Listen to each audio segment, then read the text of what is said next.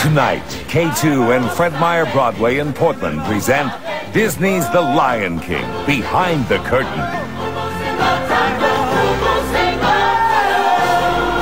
The Lion King is coming to Portland. Hi everybody, I'm Carl Click, and when I say Lion King, I'm talking about the Tony Award-winning Broadway musical, The Lion King. It's huge, it's dynamic, and you know, when it opened on Broadway in 1997, it raised the bar for all the Broadway musicals that would follow. It's all coming to Portland, opens September 9th at the Keller Auditorium. So we've come to Chicago. We're at the Cadillac Palace Theater, where the Lion King production here, the national tour, it's wrapping up. The cast and crew are ready to leave the Windy City and come to the Rose City. In our next half hour, we'll take you behind the scenes and show you the elaborate sets and how they work, and see the wonderful wardrobe and the masks and puppets that make the Lion King so special on stage. We're also going to meet the Oregon man, whose creative genius is behind all those masks and puppets. And you're going to meet the stars of the show, the actors and artists who make the circle of life come to life on stage. Now, you remember the story of the Lion King, but maybe you've never seen it like this. He lives in you.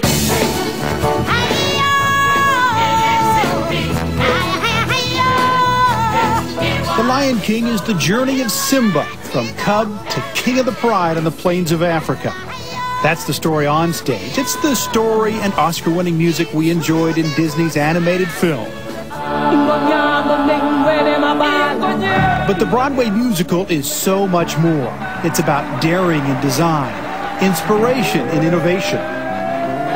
In 1996, unheralded director Julie Taymor took the project on for Disney, and she blew Broadway away. Her masks and puppets and costumes did what many thought was impossible for the stage, bringing the animal world to life. Rufus Bonds plays Mufasa in the touring company. I remember when I first saw the show in New York, and I'm in the business, and I was sitting there in the audience, and when the show began and all of the people and the duality of the people and the animals were coming down the aisles, I was taken aback, and I tingled, you know, and I'm in the business. The duality is that for a while we see the actor and animal, but just for a while. Soon the genius of the costume and the artistry of the performers help us suspend disbelief and then embrace a timeless story. People genuinely say that it's a spectacle. And you know, I'd heard that before I was a part of The Lion King, and I'm like, a spectacle, that's a word you don't hear a lot. But it really is.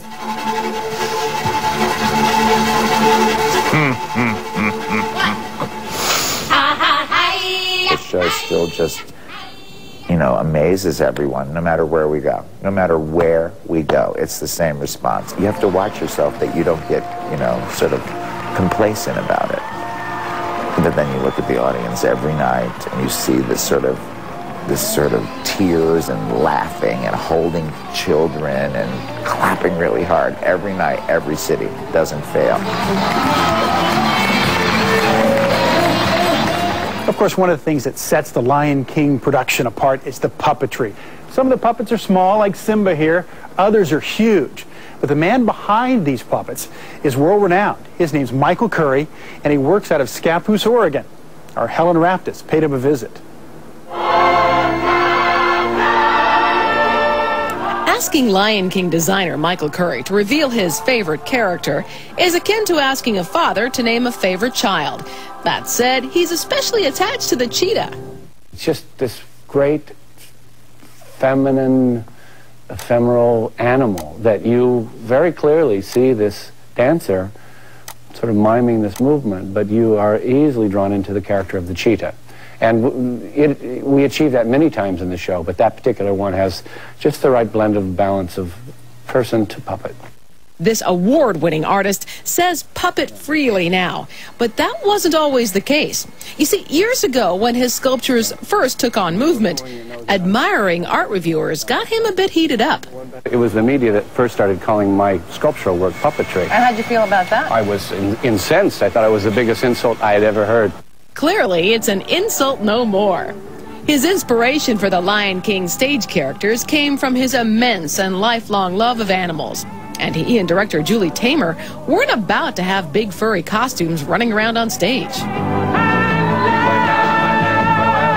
I find a wonderful magic in the duality of having the expression of a human actor and the symbol of the sculpture at the same time. And one thing that's interesting is that today's audience can process seeing the puppeteer and the puppet, where I don't think that 40 years ago it would have been the same dynamic with the audience. With The Lion King, it was really a predetermined interest that I had in animals that was really a wonderful exercise in how to fold that story, which is a very symbolic story about coming of age. This hands-on genius also came of age, learning about mechanics at a plywood mill in Oregon. I grew up with a fantastic grandfather and father who were genius-level builders of automation, and in the logging trade, loggers were notorious for building what they needed to make the machine. They made their own machines. My grandfather made his own cars. We, of course, built our own homes. And so the way in which things are put together, Oregonians seem to have been exposed to this level of artisanry and craftsmanship and hands-on. And when I went to New York, it was very interesting because I found a very high level of conceptual thought, but very little in the way of crafts. His unique marriage of sculpture and engineering is a worldwide hit. And now Michael Curry Design Incorporated has grown to a 55,000 square foot studio. He could have located his workspace anywhere, but he chose to build on farmland in Scappoose with views of cow fields and trees. You'll be controlling the head with this lever, and very exposed. The puppeteer will be, you know, letting his body, actually overemphasizing the movement. But as we move the vehicle, you can see that it causes the legs to move automatically. This incredibly hardworking husband and dad has been married for 22 years. His daily routine involves taking his 2 kids to school in the morning, working at his studio for 8 hours, having dinner with the family, and tucking the kids in bed. Then, when everyone is sound asleep, he heads into his home office, and he's at it again from 10 until 2 in the morning. My finest conceptual ideas happen when everybody else is sleeping. I have this bizarre thing that when everybody else is sleeping, I think that all of their creative stuff is mine for that moment. I get it all. Bizarre? No. Incredibly amazing? Yes. Just like his ideas that come to life on stage.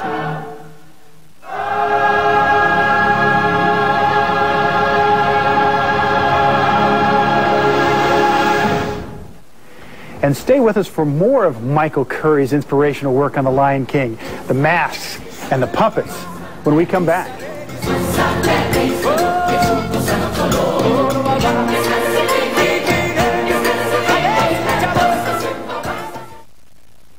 An elephant graveyard is no place for a young prince. An elephant what? Oops. Whoa! Oh dear, I've said too much. And welcome back. We are still behind the scenes of The Lion King. Now we're in the puppet shop for the show. You probably recognize Mufasa. This is the mask for the king in The Lion King. And with us is Ann Salt. She is the puppet supervisor for the whole show, the production that's coming to Portland. In this show, that's a huge job. Yes, we're actually responsible for maintaining all the puppets and masks in the show, which is over 250. So we have quite a busy job. And a lot of our work is, you know, things wear out, things break, we get little paint chips, you know, we replace, if the feathers get crumbled, we replace the feathers. These are all made of carbon fiber, so sometimes they break or crack. They're very fragile. We try and keep them as lightweight. That's the most important thing, I think, for an actor, is that this looks to me like it's a big, huge piece of wood, but it's not, right? That's right, that's correct. It's actually made of carbon fiber, which is the same material that's used in racing cars. It's very light. Very lightweight, and we paint it to make it look like wood. And how does the actor put this on now? Can I do that? This actual piece is connected to a head mount. Okay. And it almost feels like it's paper mache. I mean, I know it's not, but that's how light it feels. That's right. So an actor wouldn't get tired wearing this, and wow, how do I look as the king? Fantastic. I can't sing. So Anne, introduce us to this bird. This is